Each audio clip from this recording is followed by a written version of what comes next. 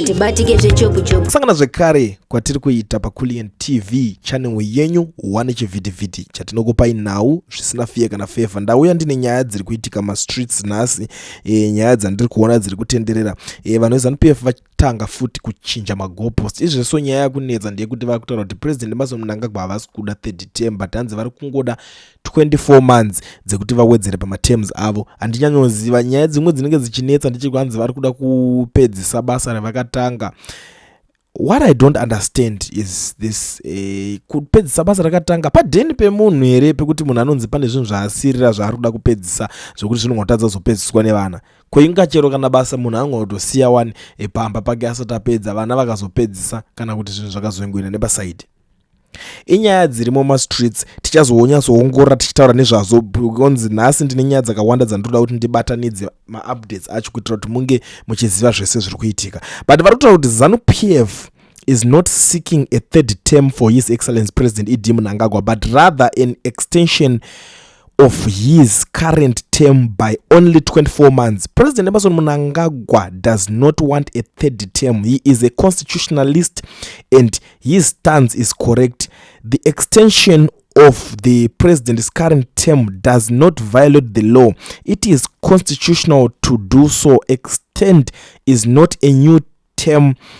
This should be clear to you all, and a term has its own legal frameworks that require it to be called a term, the same as an extension. We have legal precedent where the Parliament of Zimbabwe extended the term of office for another arm of government without any challenges, such as the term of office for the Chief Justice. The Parliament can also extend its own term and that of the president as well.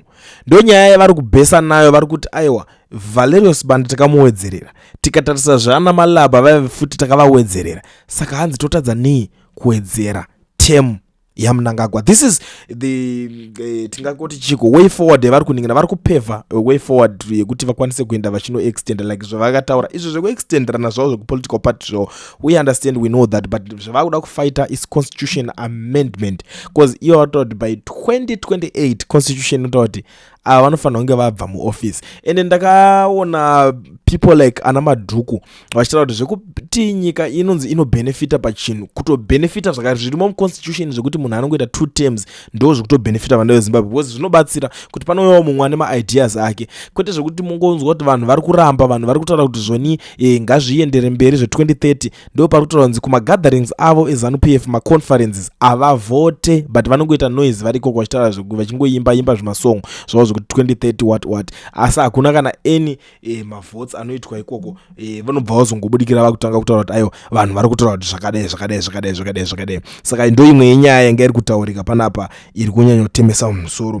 Ndichibva ipapo ndiri kusangana neimwe nyaya zvekare yandiri kuona panapa ri government has with immediate effect banned the foreign trips and workshops for councillors and officials in all the countries. 92 local authorities workshops and foreign trips have been identified as the major drain on council sessions, with officials and councillors sometimes netting up 10,000 per trip. This is happening at a time when councils are failing to pay workers salaries. Saka vari kutaura kuti vari kushaya mari yekubhadhara vashandi vachizongotambisa mari kuita maworkshops. Inyo nyaya yemaworkshops ndakatombozvishayawo ini pachitaura nyaya yemamillions last time.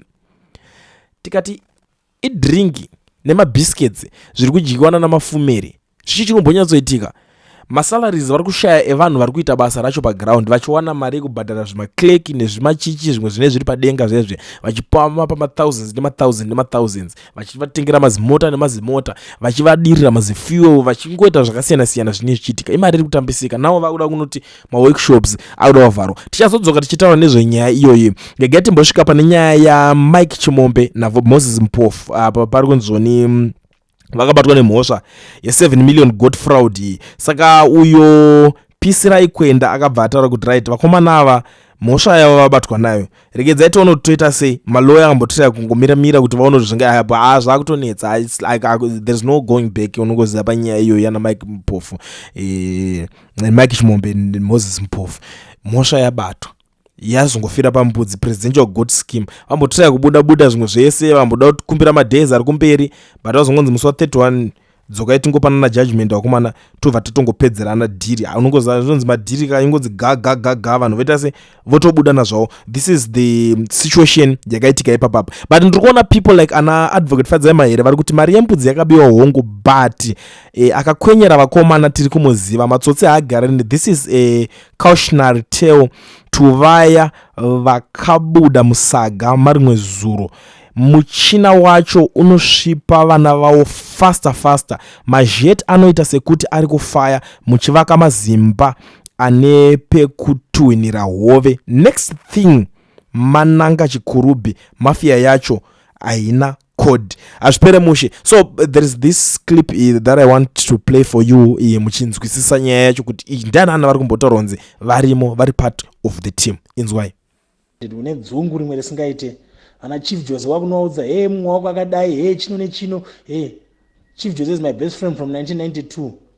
Ungandidaro shosho kuenda unoshanda na Mpofu ndiri stuck zvandakaita izvi. Ndikuti vanhu vakandikanya panyaya yembudzi vada vari kundithreatena woenda unoshanda na Mpofu. I told you let's do this privately, but you are going all over the show saying all sorts of things, all sorts of threats. Hazvipere mushe hatizimozoti simba racho raona rabva rawanda sterek sei. And to be honest, even listi racho rakakura ende nyaya dzacho dzizvo zvinenge zvichiitika ndikuti tinoswera panapa tichingonzwisana nyaya. But nanhasi zvinhu zviri kungotinetsa kuti Mike Mpofu naMoses Mike Chimombe naMoses Mpofu vakatorwa zveshuwa tikuti zvinazozvinzwisisa handiti. But why vasina kutora vakatora vanhu 1-1? Why vasina kutora vese? Because umwe wakauya aripo panza but ari kunze arimo ari part of the team. Zvazofamba sei kapa kunzi mari dzadziri kushayanwa ko mazita ari kubuda muchinhu ichocho vana na Scott anani vesa panzi iwo kungoti kadhiri kako kembudzi wakuda kutoya akomanaka.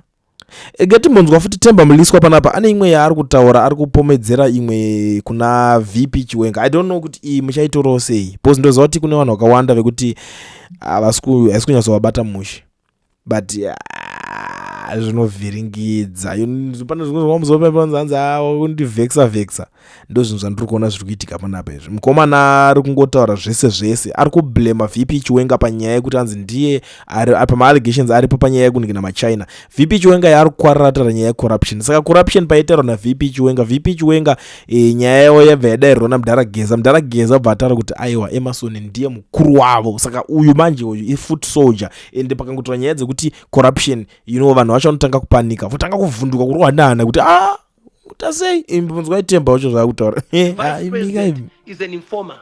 He talked this about us. We are prepared to be investigated. And I think it's something that I think will make our country better. At the same time, the Vice President too must be able to answer to the allegations of him benefiting from them and from corrupt deals and from being the godfather of the Chinese companies in Zimbabwe. He must also, because once an allegation comes through, the onus is on you. And yes, Violet, I agree with you, and I don't. Aiwa rega zvinzwa kura unoti mari nechitema vakomana vacho ukatona vatopuhwa something hazvisi kupera mushe. Ameno iye kunzi VP Chiwenga ndo anunza machina iri kutaurwa ma-allegations aTemba Mliswa aya ina handisi kunyatsomanzwisisa. Ina ameno kana muri nekamwe kamunzwisisiro kamunenge muchizviita muri yeZimbabwe, you will let us know kuti ainango. Amen. Zvinonetsa nyaya idzi chandakakwanisa kungoona njengoti zvinonetsa kuti uyu ndivhaisi ka ini ndo panondinetsa inini. Unoona pazvinhu zvese inini ndoona kungonikirikina kungodairira ndikazvibvuma kana ndikaita sei, but ndivhaisi ka at the end of the day. Vice ndo panonyanya kundinetsa kuti Vice ane simba rekuunza machina munyika here. What I believe kuti mukuru kana ari padenga ndiye ane simba rekuunza zvinhu zvese nekustopa zvinhu. Ora tingati Vice ari kuita mistake kunza vanhu vakaita seivava. Chiri kuzotadzisa wacho mukuru kuti angoisa signature kuti zvinhu zvinofanira kustopwa oisa maorders chi. It's like ora ngatingoti uri baba wemba pako. Mukadzi wako ndiye anotanga kublema ndiye ari kuita zvese ma mistakes ese ari ipapo. but iwo sababu bwemba sei usina authority yekukwanisa kumisa zvimwe zvinhu kuti this is nonsense, this has to be stopped.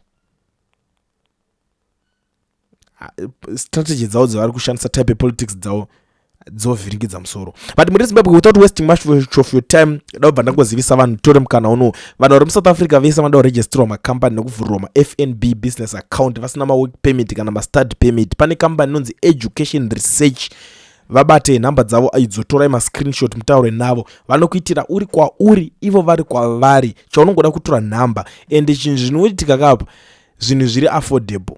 Saka iwo sasa sikulo chiviral nomwe munhu ndiri mukutoziva kuti maztp zvakaextendwa, saka diribo nguva yekugara mujoni irimo uchita madhiri, but iwo permit wagara hautorina, but uda kuregister company kuti urambe uchita madhiri ako.